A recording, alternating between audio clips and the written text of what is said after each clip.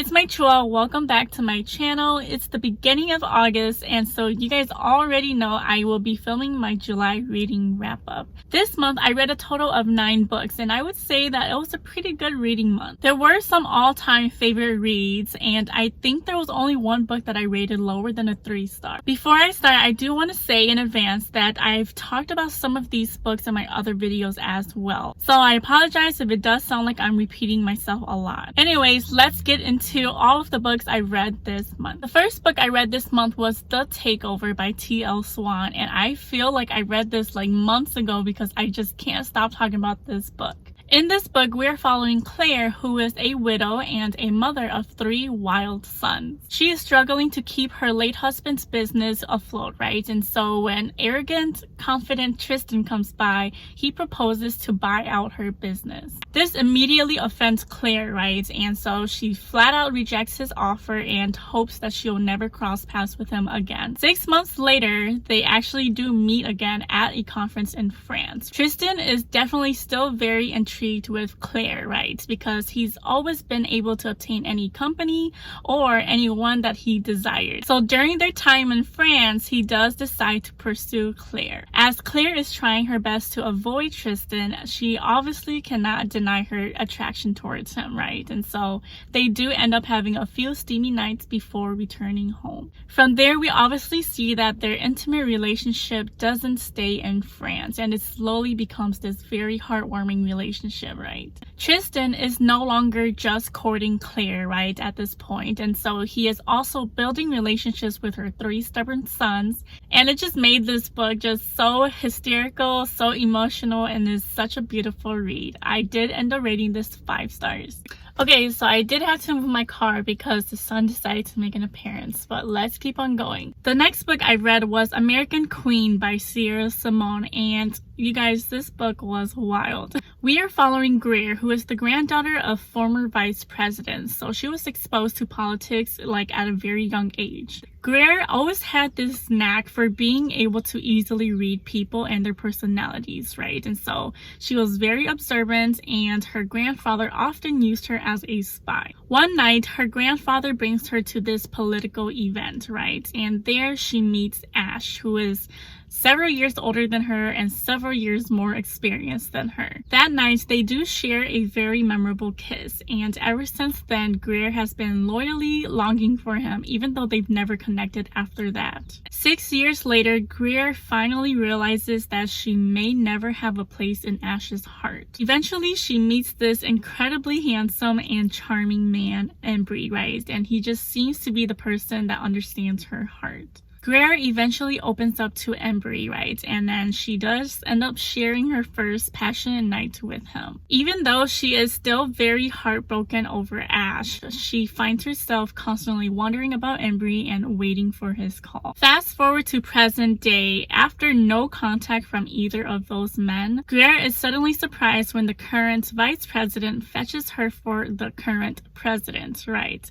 Both of whom happens to be the 2 men that she fell in love with. This book was actually very hard to summarize, and I feel like some books just don't need a summary. This book was crazy, it was messy, and obviously extremely spicy. I really did enjoy this book, but I feel like I am a very plot-driven person, right? And so this book I felt had a lot of spice, a lot of tension, but there wasn't really a very big plot point. It does end up on a cliffhanger, but I was pretty satisfied with how this book went, right? And so I'm not sure I'll be continuing with the other books, but I did end up rating this one 3 stars. Next, I read On the Way to You by Candy Steiner, and this book follows 2 strangers who just might have more in common than meets the eye. We have Cooper, who is waitressing at a diner one day, right? And she meets this stranger who is actually our hero, and his name is Emery. After a simple conversation, Emery does end up asking Cooper to go on this spontaneous road trip with him to Washington. A little hesitant, Cooper eventually does decide that her life as is shitty enough, right? And so she has parents that don't really care about her and nothing really tying her to her old life. So Cooper decides to take him up on this offer and travel the roads with a complete stranger. There is a lot more going on in this story, but eventually the two connect in ways that other people can't and then fall in love. This should not be a spoiler, but this book does deal heavily with depression, right? I want to say the whole message of this book is to portray two people who have dealt with depression at some point of their lives, right? And then they find comfort in one another. However, I will say that I didn't really feel any emotions reading this book. Like, I feel like at one point I felt depressed myself, but like it almost didn't even give me any real effect, I guess. So I didn't really love the book. I ended up giving this one a 2-star. Okay, so after a few books in between, I decided to continue with the Mindfuck series and read Sidetracked by St. Abbey. This is the second book to the series, right? And like I've said previously, I can't really explain like each individual book without talking about the whole series. So I'm just gonna say serial killer meets detective. And so this book pretty much just added to the book count for July. I definitely rated this one a 5-star as well. So next I have Binding 13 and Keeping 13 by Chloe Walsh, and these are the first 2 books of the Boys of Tommen series. This is honestly a very plot-heavy book with outstanding character growth and development. We are following Shannon and Johnny in this book and find out that they are complete opposites in terms of like looks, personality, and backgrounds. This book is set in Ireland, so we have Johnny, who is the leader of his rugby team, and then Shannon, who is the shy new girl at Tommen College. On the first day of school, Shannon is running late to her first class, right?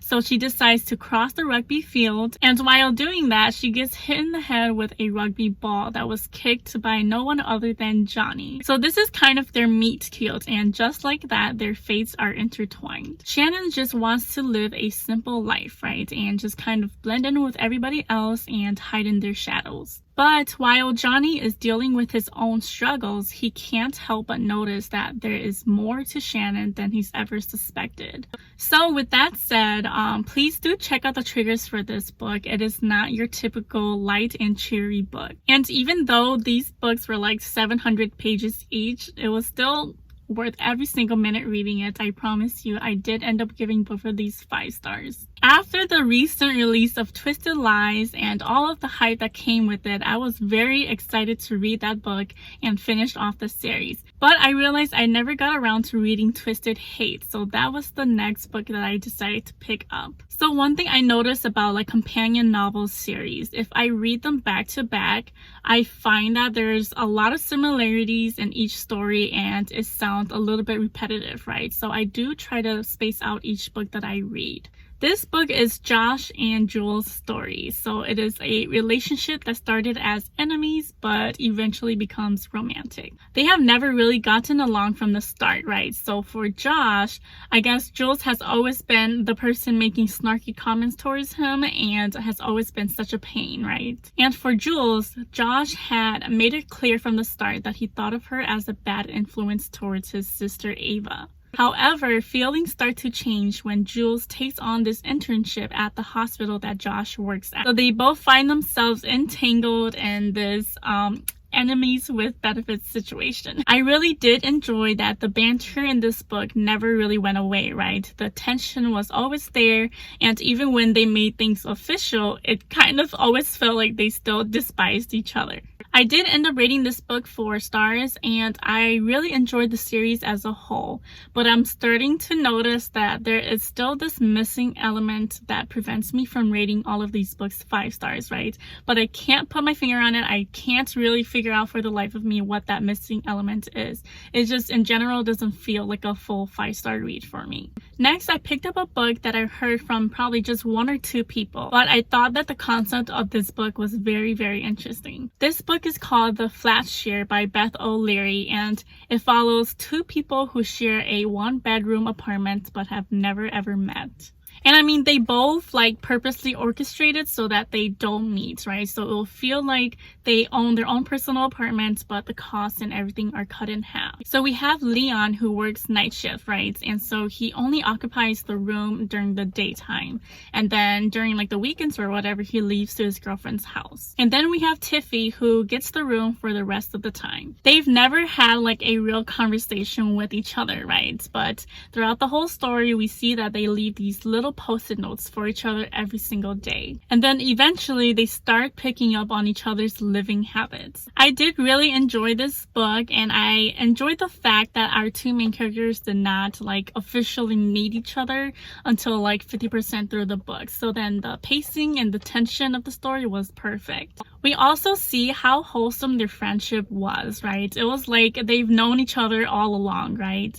And we do get other like plot points throughout the book as well. Overall, I ended up rating this book 3 stars, but it was such a high 3 stars, I feel like I should bump it up to 4 stars. Definitely go check out this book for a very cute read. Lastly, I've read Life's Too Short by Abby Jimenez, and this is her 3rd companion novel in her Friend Zone series. I haven't read the first 2 books yet, but I am intrigued and I will get to them eventually. This book follows Vanessa and Adrian, who initially just start off as neighbors, right, in their apartment building. So Vanessa is a YouTube influencer, right, and she is this cheerful and very optimistic person, and we find out why she's the way she is throughout the book, right. And then her attractive neighbor is Adrian, who we find out that he is a workaholic lawyer and he had just recently broken up with his girlfriend. In the beginning of this book, we see that Vanessa is struggling to take care of her crying niece, right? Her niece was actually kind of left in her care because her half-sister decided that she did not want to be a mother. And because Adrian is her next door neighbor, he hears all of this fussiness, right?